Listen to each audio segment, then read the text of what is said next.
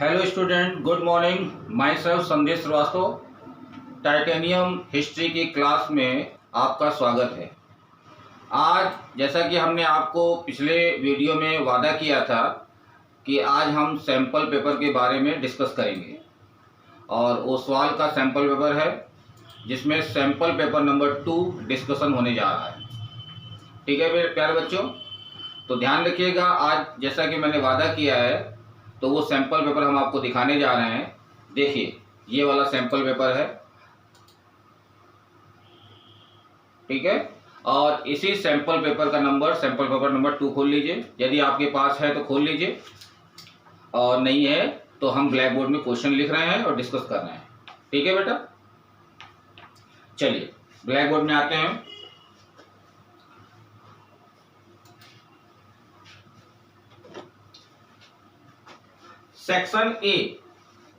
Section A जो है वो एमसीक्यू आता है और सभी को मालूम है कितने नंबर का आता है, 20 नंबर का आता है।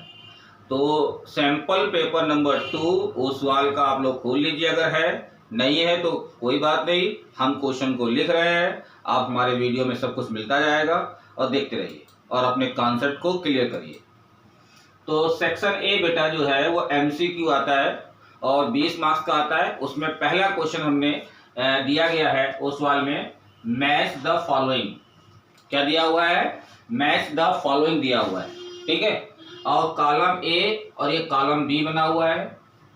उसमें नंबरिंग दी गई है 1 2 3 4, ये रोमन में दिया गया है और ये अल्फाबेट में ABC दिया हुआ है, ठीक है। यहाँ लिखा हुआ है खेदा, यहाँ लिखा खेदा सत्याग्रह, यहाँ लिखा है मोतीलाल नेहरू।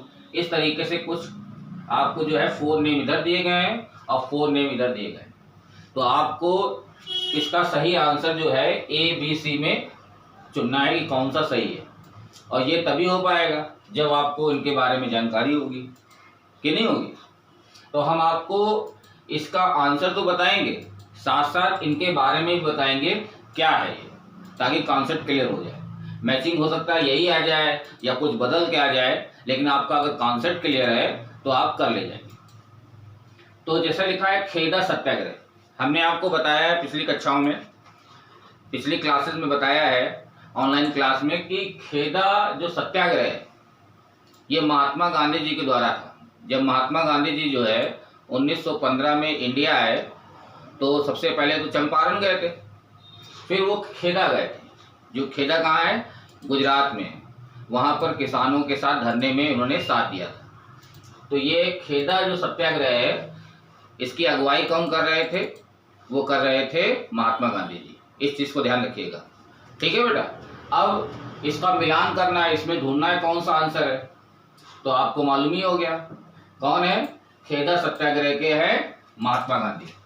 तो यहाँ तो हम आपको बता दे रहे हैं, ये हो गए इसके महात्मा गांधी जी। ये क्लियर हो गया आपको। अब आता है दूसरा, नटेशा शास्त्री। नटेशा शास्त्री के बारे में हम आपको बता दें, ये एक अथर है। अथर मतलब होता है राइटर, लेखक, ठीक है। और ये हमारे जो है मद्रास के हैं। अब हम लोग नाम बोलते हैं चेन्नई, पहले मद्रास बोलते थे। तो तमिलनाडु का जो मद्रास है, जिसको आज चेन्नई बोलते हैं, ये बहुत बड़े स्तर के जो है आपके वो हैं, अथर है। इन्होंने 3 भाषाओं में जो है फोल्क लेयर लिखी है, लोक साहित्य लिखा है या लोक गाथाएं कह लीजिए, ठीक है। आप पिक्चर देख सकते हैं, पिक्चर आपकी स्क्रीन में आ रही है, नटेशा शास्त्री की मैंने लगाई है, उसको देख लीजिए। तो इन्होंने 3 भाषाओं में लिखा हुआ है। वो कौन कौन सी भाषा है? एक तो तमिल भाषा में लिखा है क्योंकि तमिलनाडु के हैं, और दूसरी भाषा इन्होंने संस्कृत इस्तेमाल की है, और तीसरी भाषा इंग्लिश इस्तेमाल की है। और क्या लिखा है? लोक साहित्य के बाद में लोक गाथाएं कह सकते हैं, छोटी छोटी कहानियाँ, ठीक है। तो नटेशा शास्त्री। स्वराज पार्टी, तो नटेशा शास्त्री जो है क्या लिखा था हमने बताया आपको, फोल्कलोर ऑफ साउदर्न इंडिया। क्योंकि साउथ में आता है तमिलनाडु, तो साउदर्न इंडिया के ये फोल्क यानी कि लोक साहित्य को लिखने वाले एक लेखक हैं। तो इसका आंसर हो जाएगा हमारा, क्या हो जाएगा प्यारे बच्चों? ये हो जाएगा हमारा the folklore of south India. तो फोल्कलोर क्लियर हो गया। इसको क्या बोलते हैं? लोक साहित्य कह लीजिए या लोक गाथाएं। हाँ, और कहाँ की? साउदर्न इंडिया की। जो साउदर्न इंडिया की कहानियां होंगी उसके बारे में इन्होंने लिखा। अब आते हैं स्वराज पार्टी। तो स्वराज पार्टी भी आप जानते हैं सभी लोग। स्वराज पार्टी क्या है? ये स्वराज पार्टी बनाने वाले कौन थे? दो व्यक्ति थे, एक थे CR दास, चितरंजन दास, और दूसरे थे मोतीलाल नेहरू। इन्होंने दोनों ने मिलकर जो है एक पार्टी बनाई थी, ठीक है, स्वराज पार्टी। और बनाने का मकसद क्या था मालूम है आपको? देखिए, आपको मालूम है यहाँ पर कॉलोनियल रूल था हमारे देश में, इंडिया में अंग्रेजों का शासन था, ठीक है। तो ये लड़ाई लड़ना चाहते थे मोतीलाल नेहरू और CR दास, लेकिन ये उनकी जो पॉलिसियाँ थी कॉलोनियल गवर्नमेंट की, उनके खिलाफ जाना चाहते थे। तो वो कैसे चाहते थे? तो वहाँ पर जो इंपीरियल लेजिस्लेटिव सिस्टम था हमारे देश में, तो वो चाहते थे कि लेजिस्लेटिव असेंबली में हम प्रवेश करें। तो उन्होंने एक स्वराज पार्टी नाम की एक पार्टी बनाई कि हम इस इलेक्शन को खड़े होंगे, जीतेंगे और लेजिस्लेटिव असेंबली में जाएंगे और ब्रिटिश सरकार के द्वारा बनने वाली जो नीतियां हैं, पॉलिसीज हैं, उनका हम विरोध करेंगे। तो इनकी लड़ाई जो है अलग तरीके से थी। ये नॉन वायलेंस के रूप में जो है लेजिस्लेटिव असेंबली में जाना चाहते थे और उनकी नीतियों का विरोध करना चाहते थे। इसलिए उन्होंने जो है स्वराज पार्टी बनाई थी, मोतीलाल नेहरू और CR दास, ठीक है। अगर यहाँ CR दास भी होगा तो भी वही आंसर लगाएंगे, हालांकि मोतीलाल नेहरू है तो भी आंसर हमारा क्या होगा? मोतीलाल नेहरू। समझ में आ गई?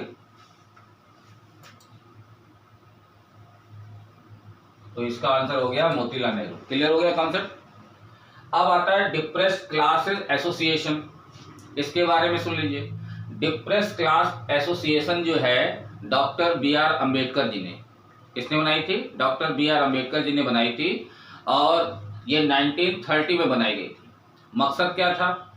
दलित लोगों को जो वंचित किया जा रहा था, जो उपेक्षा की जा रही थी, तो इनको बनाने का मकसद था कि हमारी भी सरकार में भूमिका हो, ठीक है। इससे इस बात को लेकर महात्मा गांधी जी से कुछ क्लैशेस भी हो गए थे, डॉक्टर BR अम्बेडकर और महात्मा गांधी जी के, ठीक है।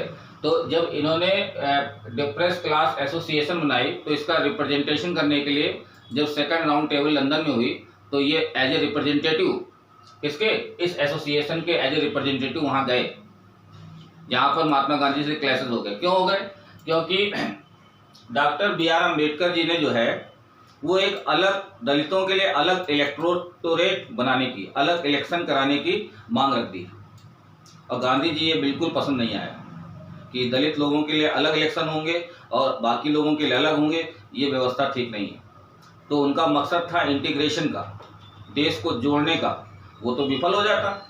इसी बात को लेकर गांधी जी और BR अम्बेडकर जी में जो है क्लैशेस हुए, ठीक है। बाद में सुलझ गए, बाद में कंप्रोमाइज हो गया, लेकिन जो है ये क्लैशेस होने का कारण था जब डॉक्टर अम्बेडकर जी ने अलग इलेक्टोरेट बनाने की मांग की, अलग इलेक्शन कराने की मांग की थी। बात समझ आ गई? तो डिप्रेस्ड क्लासेस एसोसिएशन कब बनाया गया? डॉक्टर BR अम्बेडकर के द्वारा दलितों के लिए 1930 में। तो इसका आंसर हो गया हमारा 1930, ठीक है। तो सारे क्लियर हो गए आपको? अब आपको सारे आंसर मिल ही गए। जब आपको सारी मैचिंग मिल गई है तो आंसर ढूंढने में कोई परेशानी नहीं होगी। तो देखिए, खेदा वाला हमने फर्स्ट वाला क्या था? B। देखो फर्स्ट का B मिल गया। फिर नटेशा शास्त्री क्या था? D, यानी कि सेकंड का D है, मिल गया। फिर थर्ड का क्या है? थर्ड का हमारा है मोतीलाल नेहरू, थर्ड का A, ठीक है, बिल्कुल सही है। डिप्रेस्ड क्लास एसोसिएशन क्या है? वो 1930 में बना था, C, यानी कि पहले मिल गया। तो इसका आंसर क्या होगा? A होगा। इसका आंसर क्या होगा? A होगा, ठीक है। और अगर आपको डिप्रेस्ड क्लास एसोसिएशन के जो संस्थापक हैं जिन्होंने बनाई थी डॉक्टर BR अम्बेडकर जी, अगर आप नहीं पहचानते हैं तो हमारी ये वीडियो दिख रही है, वीडियो में इसको देख लीजिए, ठीक है, पहचान लीजिए, ये है doctor BR Ambedkar. Next question में चलते हैं, क्वेश्चन नंबर 2, ठीक है। आप लोग अगर बुक है तो खोल लीजिएगा, देखिएगा। Which of the following acts did not permit plantation workers to leave the tea garden without permission? ठीक है, ये हिस्ट्री में बहुत क्वेश्चन आता है।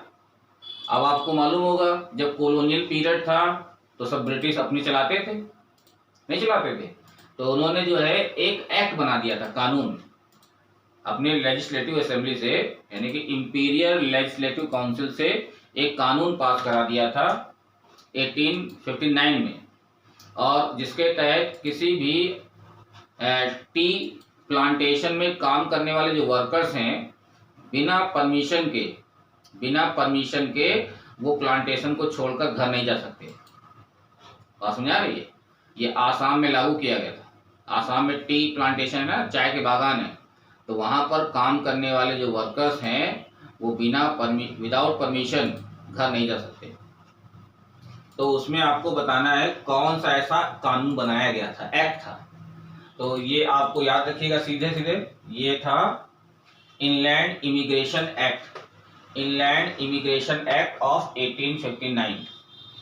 हाँ, और यहाँ हम आपको एक बात बताना चाहते हैं, आपकी जो बुक है सैंपल पेपर नंबर 2, उसमें ये क्वेश्चन में वहाँ गलत प्रिंटिंग हो गई है, वहाँ लिखा होगा 1959, लेकिन सही क्या है वहाँ करेक्शन कर लीजिए पेंसिल से, वहाँ कर लीजिएगा 1859। तो आपकी बुक में क्या लिखा हुआ है 1959, जो कि गलत है। सही क्या होगा 1859, इसको करेक्ट कर लीजिएगा। तो इसका आंसर हो जाएगा इनलैंड इमिग्रेशन एक्ट ऑफ 1859। इस कानून के तहत कोई भी वर्कर्स प्लांटेशन को बिना परमिशन जा नहीं सकता घर। अब आते हैं, look at the given picture, identify the invention invented by this personality.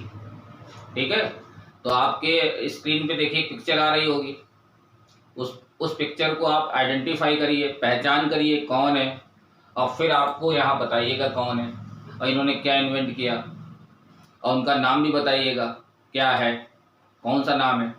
तो आपकी पिक्चर में जो नाम दिखाई दे रहा है पिक्चर, वो है जोहानन गुटेनबर्ग। पहचान लिया ना, है कि नहीं, जोहानन गुटेनबर्ग। क्या लिखिएगा, क्या नाम है, जोहानन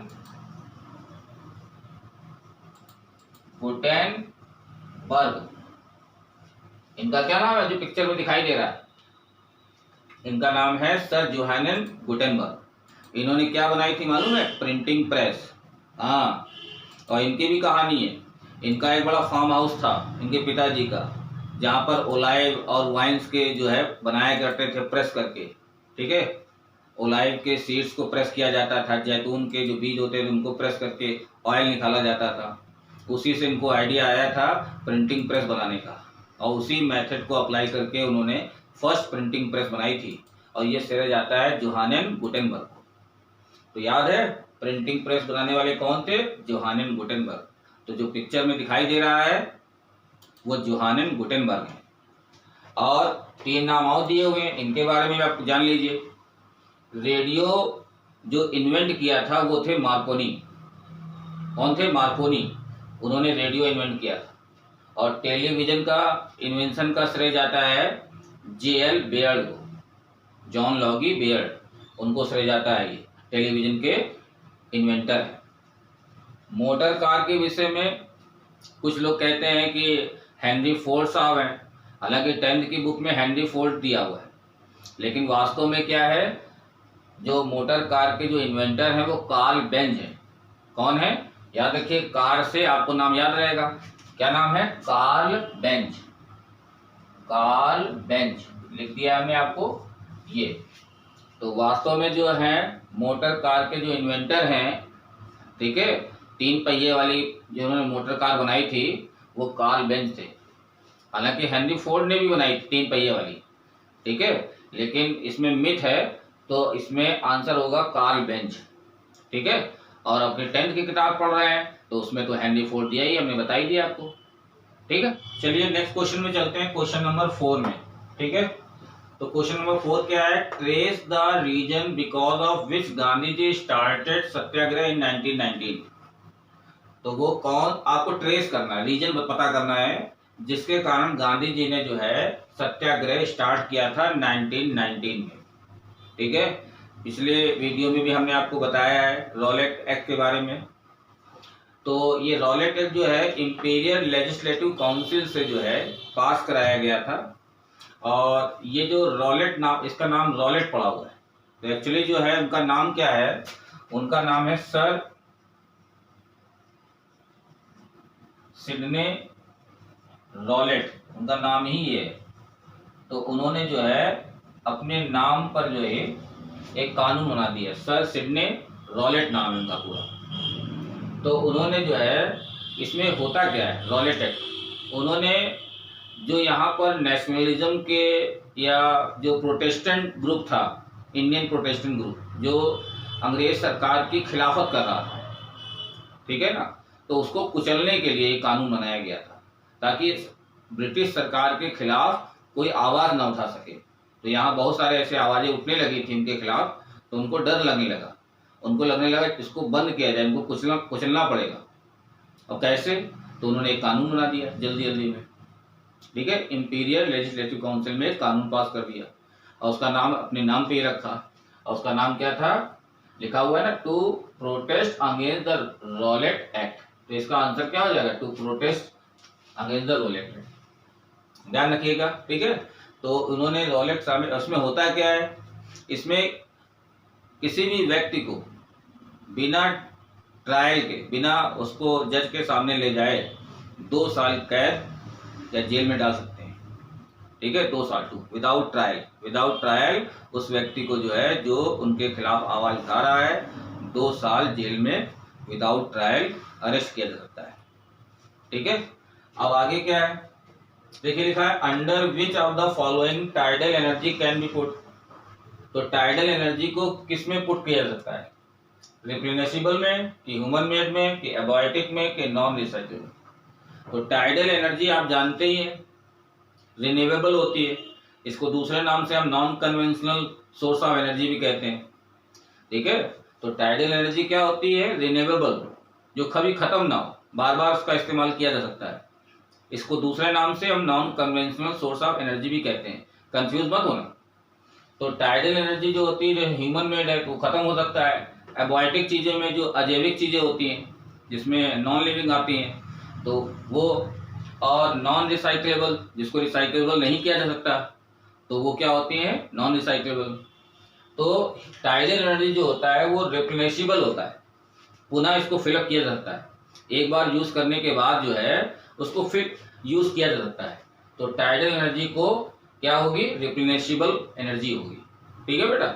नेक्स्ट क्वेश्चन में जाने से पहले हम आपसे ये कहना चाहेंगे कि एक क्वेश्चन हमने ग्रुप में डाला था कि व्हाट परसेंट, कितने परसेंट जो मैमल्स हैं वो थ्रेटन्ड पोजीशन पे हैं, कितने परसेंट वो थ्रेटन्ड मैमल्स हैं। तो कई बच्चों ने गलत लिखा हुआ है, तो उसका हमको राइट आंसर बताना पड़ रहा है। उसका राइट आंसर जो होगा 20%। तो हमारे देश में जो है लगभग 20% जो है थ्रेटन्ड में है, जो थ्रेटन्ड है ना, तो 20% उसका आंसर होगा। 20% मैमल्स जो है थ्रेटन्ड पोजीशन में है, तो ध्यान रखिएगा, उसका आंसर 20% है। चलिए अब आते हैं नेक्स्ट क्वेश्चन में। क्वेश्चन नंबर 6 है, और इसमें बच्चे अक्सर जो है कंफ्यूज हो जाते हैं कि क्या लिखें, 4 ऑप्शन मिलते जुलते लगते हैं। तो आप लोग क्वेश्चन को ठीक तरीके से पढ़िए, सावधानी से पढ़िए, क्या कह रहा है। Which one of the following statement दिए गए हैं 4, तो इसमें से कौन है, is not an argument in 4 of multipurpose river project. तो 4 मतलब 4, तो 4 जो है यहाँ पर ओ बना देते हैं, ये ऐसे हो, हाँ 4। तो which one of the following statement is not an argument in 4 of multipurpose river. तो 4 आर्गुमेंट दिए गए, कौन सा आर्गुमेंट जो है वो मल्टीपर्पज प्रोजेक्ट से रिलेट नहीं करता है, ठीक है। तो हम चारों ऑप्शन पढ़ते हैं बारी बारी से। तो पहला है multipurpose project bring water to those areas which suffer from water scarcity. ये तो बात सही है भाई, जो इलाके पानी की कमी से सफर कर रहे हैं, तो ये मल्टीपर्पज प्रोजेक्ट, जिसको हम डैम कहते हैं, ये वहां पर पानी को प्रोवाइड कराते हैं। ये तो अच्छी बात है ना, तो ये तो ट्रू हो गया। फिर इसके बाद है multipurpose project by regulating water flow help to control flood.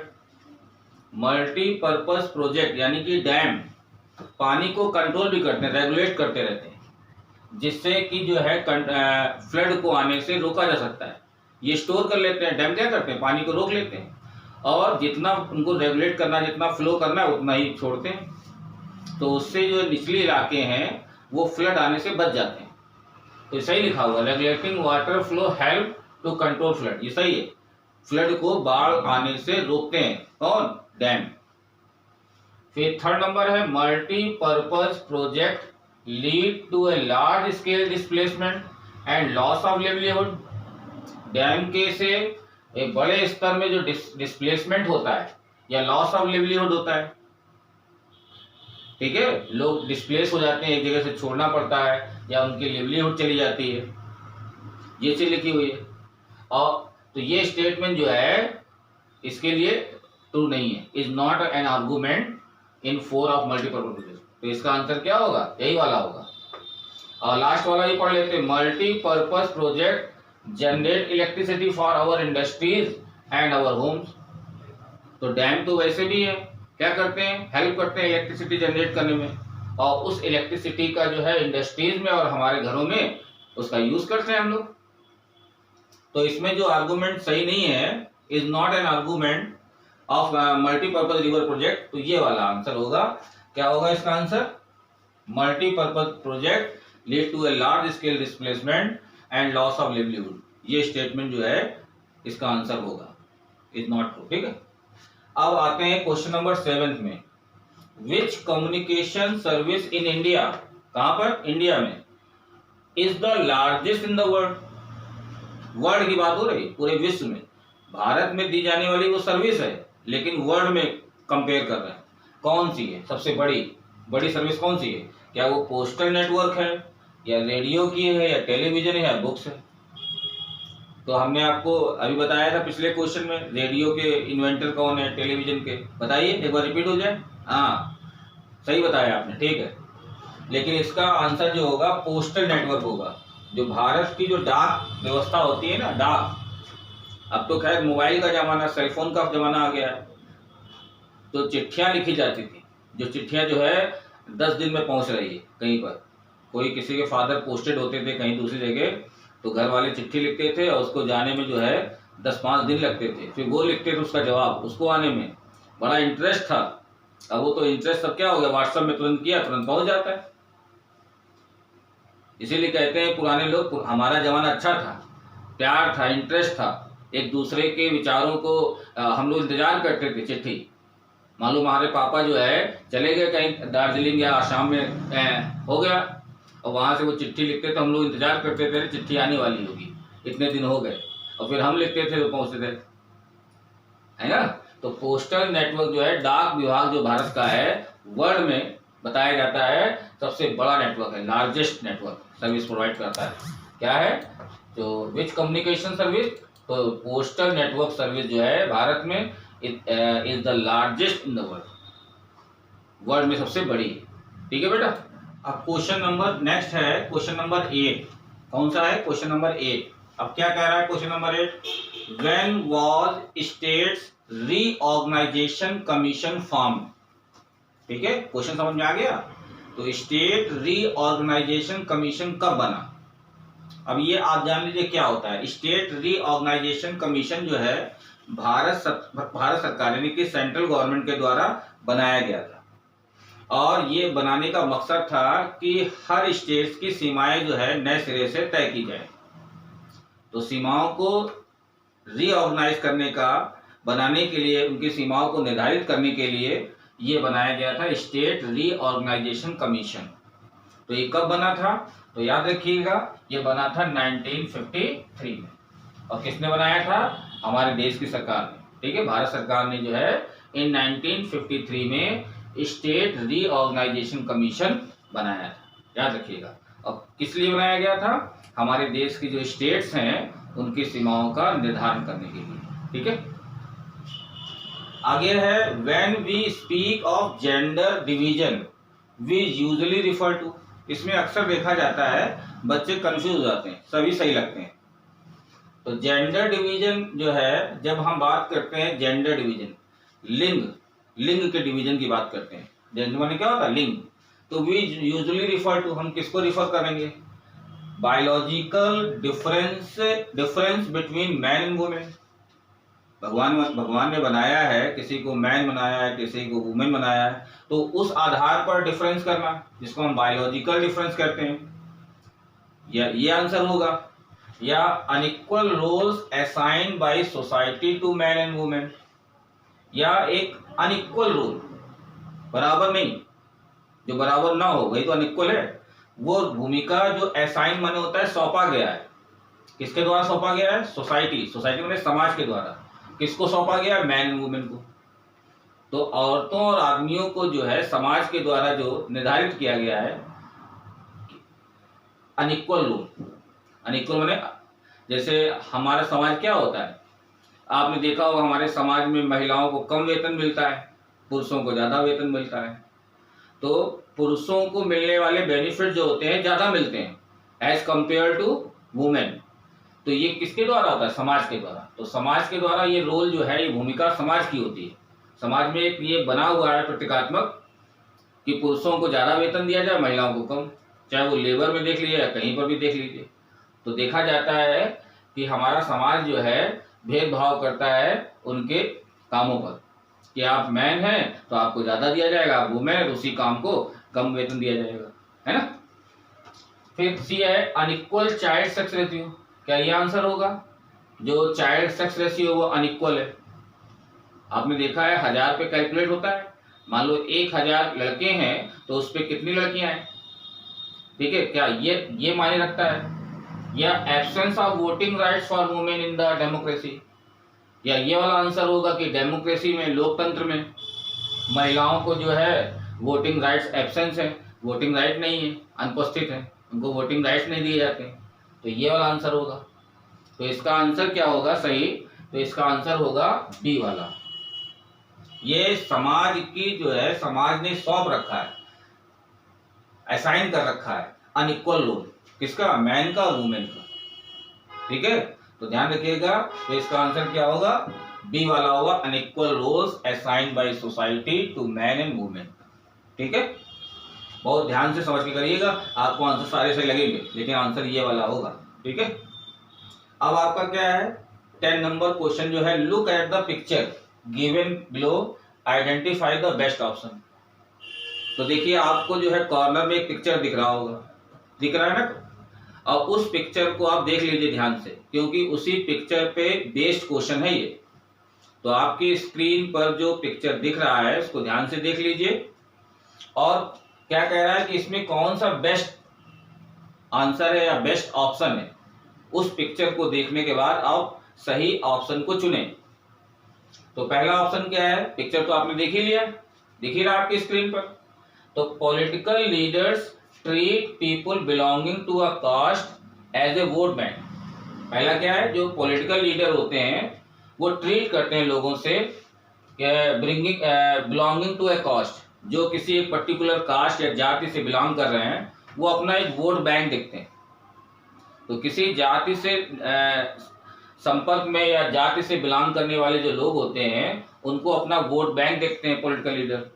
ये तो या ये आंसर होगा, या दूसरा वाला इन इलेक्शन, चुनाव में जो पॉलिटिकल पार्टीज होती हैं वो टिकट देती हैं उन कैंडिडेट को on the basis of caste, जातियों के आधार पर टिकट दिए जाते हैं इलेक्शन लड़ने के लिए। इलेक्शन लड़ने के लिए टिकट दिए जाते हैं ना पार्टी।